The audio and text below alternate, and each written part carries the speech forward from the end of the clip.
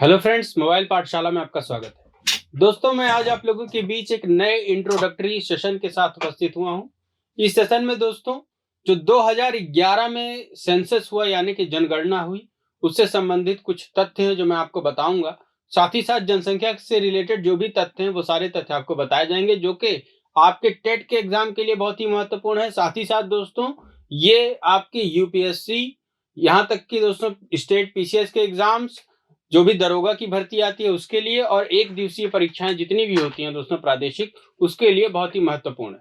तो दोस्तों, जनसंख्या वाले इस वीडियो में आगे बढ़ने से पहले मैं आपसे रिक्वेस्ट करना चाहूंगा कि कृपया आप हमारे चैनल को सब्सक्राइब करें, बेल आइकन अवश्य दबाएं, साथ ही साथ जो भी वीडियो आप देखते हैं उसे लाइक और शेयर अवश्य करें। तो आगे बढ़ते हैं दोस्तों। जनसंख्या एवं जनगणना, तो इसके रिलेटेड जो भी तथ्य हैं वो बताए जाएंगे, और 2011 में हमारा रिसेंट जो सेंसस हुआ था वो है, उसके आंकड़े हमारे पास अभी हैं, तो उसी से संबंधित प्रश्न आपके प्रश्न पत्रों में पूछे जाते हैं। तो देखिए दोस्तों, पहला पॉइंट ये है कि भारत की जनगणना की शुरुआत सर्वप्रथम कब हुई, तो 1872 में हुई, और तत्कालीन वायसराय लॉर्ड मेयो के कार्यकाल से ये जनगणना होना शुरू हुई। ठीक है, और नियमित रूप से कब चालू हो गई, तो नियमित रूप से सन 1881 में ये चालू की गई। ठीक है, विश्व में सर्वप्रथम जनगणना कराने का श्रेय सबसे पहले दोस्तों विश्व में किस देश ने जनगणना कराई, अगर ऐसा प्रश्न पूछा जाए तो वह देश है स्वीडन। और इसने कब कराई तो जान लीजिए, वैसे पूछा नहीं जाएगा, 1749। ठीक है, 1749 ईस्वी में इसने जनगणना कराई। भारत में जनगणना संगठन ही जनगणना संबंधित कार्य और आंकड़ों को प्रस्तुत करते हैं। ठीक है, जो भी संगठन है दोस्तों, वही सारे संगठन आपस में मिलकर के ही इससे संबंधित जितना भी कार्य है वो करते हैं। ठीक है, चलिए दोस्तों, ये जो जनगणना होती है इसका जो सबसे उच्च पदाधिकारी होता है वो होता है register general and census commissioner of India. ठीक है, जो कि डॉक्टर सी चंद्रमौली तत्कालीन थे जब 2011 की जनगणना हुई थी। तो इनके नाम को याद रखिए कि किसकी अध्यक्षता में हुई थी जनगणना, तो डॉक्टर सी चंद्रमौली। 2011 में दोस्तों कौन सी जनगणना हुई, 15वीं, और अभी 16वीं होनी बाकी है। तो 15वीं जनगणना के आंकड़े प्रस्तुत किए गए थे 2011 में। दोस्तों, जनगणना आकलन रिपोर्ट प्रदर्शित करती है कि भारत विश्व का सबसे युवा देश है। सबसे ज्यादा युवाओं की संख्या, यानी कि दोस्तों आपका देख लीजिए 25 से 35 वर्ष के बीच के आयु वर्ग के लोग सबसे सर्वाधिक भारत में ही हैं। ठीक है, तो सबसे युवा देश दोस्तों विश्व का कौन सा है, भारत है। ठीक है, और 2020 में ऐसा अनुमानित था कि 2020 में जो औसत आयु है वो 29 वर्ष हो गई होगी। अभी जनगणना के आंकड़े आएंगे तो पता लगेगा। 2011 के अंतिम आंकड़ों के अनुसार दोस्तों भारत की जनगणना या जनसंख्या 121 करोड़ है, और अब ऐसा अनुमानित है कि 140 करोड़ के लगभग पहुंच गई होगी। ठीक है, जो कि विश्व की कुल जनसंख्या का कितना है, 17.5% है। चलिए दोस्तों, 2001 से लेकर 11 के बीच भारत की जनसंख्या की दशकीय वृद्धि, एक दशक में कितनी वृद्धि हुई है, तो वह भी दोस्तों 17.7% है। तो इसको कैसे याद करेंगे, देखिए विश्व की जनसंख्या का 17.5% भारत में लोग रहते हैं, और 17.7% एक दशक में वृद्धि हुई थी जनसंख्या में। 2011 की जनगणना के अनुसार देश की कुल जनसंख्या में नगरीय जनसंख्या, मतलब जो लोग शहरों में रहते हैं वो कितने प्रतिशत रहते हैं, तो 31.2% लोग शहरों में रहते हैं, और ग्रामीण क्षेत्रों में 68.8% लोग रहते हैं। तो इसे भी याद रखेंगे कि जनगणना के अनुसार 31.2% लोग शहरी आवास में रहते हैं, और ग्रामीण जनसंख्या कितनी है, 68.8%। दोस्तों, राष्ट्रीय जनसंख्या नीति 2000 के अंतर्गत जनसंख्या में स्थिरता प्राप्त करने का लक्ष्य, मतलब 2045 तक जनसंख्या क्या हो जाएगी, स्टेबल हो जाएगी। अभी बढ़ रही है लगातार, वो क्या होगी, ग्राफ उसका स्टीप हो जाएगा, कर्व उसका स्टीप हो जाएगा। ठीक है, और वो जनसंख्या वृद्धि दर घटना शुरू भी हो गई है, ऐसा माना जा रहा है। आने वाले सेंसस में पता लगेगा। ठीक है, 2045 से बढ़ाकर 2070 कर दिया गया, मतलब कि यह कहा गया कि पहले यह माना जाता था कि 2045 तक जनसंख्या स्थिरता भारत प्राप्त कर लेगा, लेकिन उससे बढ़ा करके दोस्तों 2070 कर दिया गया, और सन 2000 में यह काम किया गया। चलिए दोस्तों, देखिए कुछ इंपॉर्टेंट तथ्य जहां से प्रश्न वास्तविकता में पूछे जाएंगे, तो वो दोस्तों आपके सामने है। सर्वाधिक जनसंख्या वाला राज्य सबको पता है उत्तर प्रदेश है, 20 करोड़ के लगभग यहाँ की जनसंख्या है। और दोस्तों दूसरे नंबर पर कौन सा राज्य आ जाता है? तो दूसरे नंबर पर आ जाता है महाराष्ट्र, जहां की जनसंख्या है दोस्तों 11 करोड़। तीसरे नंबर पर है बिहार। तो याद रखिएगा, उत्तर प्रदेश, महाराष्ट्र और बिहार क्रमशः यही दोस्तों सर्वाधिक जनसंख्या वाले राज्य हैं, जिसमें सबसे ज्यादा है उत्तर प्रदेश की जनसंख्या। उत्तर प्रदेश में इलाहाबाद जिले में सर्वाधिक जनसंख्या है। ठीक है, तो यूपी टेट वाले बच्चों के लिए बता रहा हूं कि इलाहाबाद में दोस्तों जनसंख्या सर्वाधिक है। चलिए, न्यूनतम जनसंख्या वाले राज्य, जहां पे जनसंख्या एकदम कम है, वो वाले राज्य कौन कौन से हैं? तो सिक्किम है। सिक्किम में जनसंख्या मात्र है 6 लाख।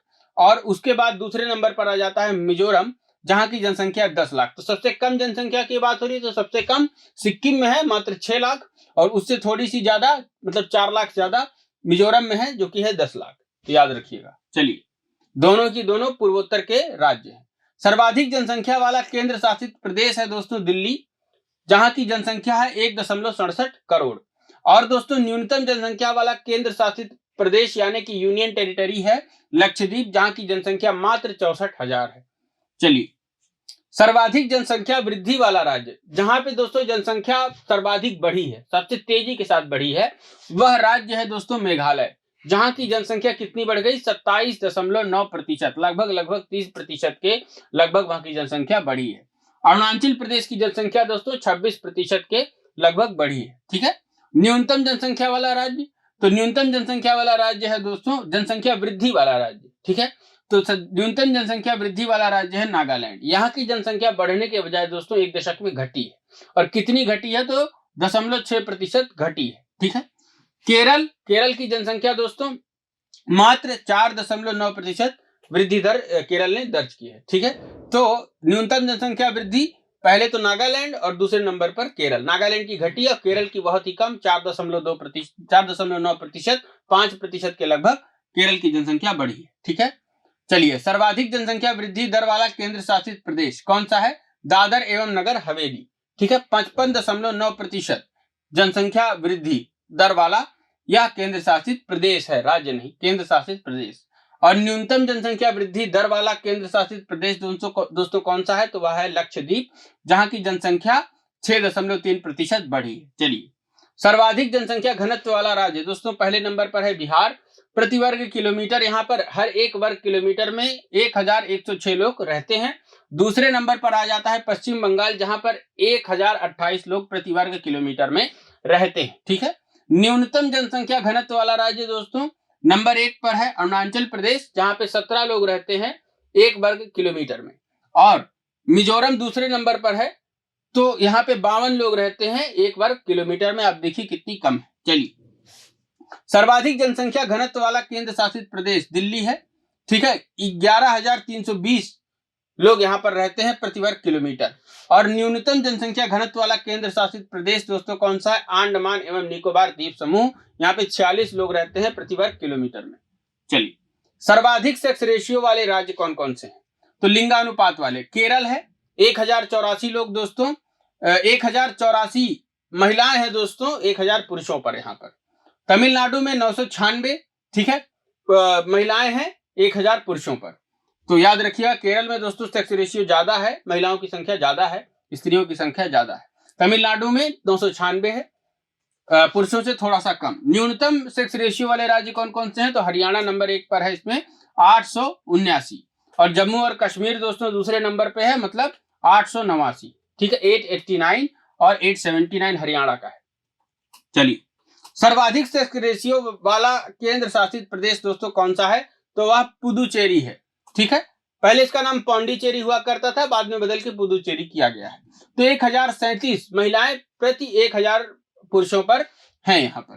तो न्यूनतम सेक्स रेशियो वाला केंद्र शासित प्रदेश दोस्तों कौन सा है? वह दमन और दीव है, 618 ही स्त्रियां हैं यहाँ पर या फीमेल्स हैं 1000 मेल्स पर।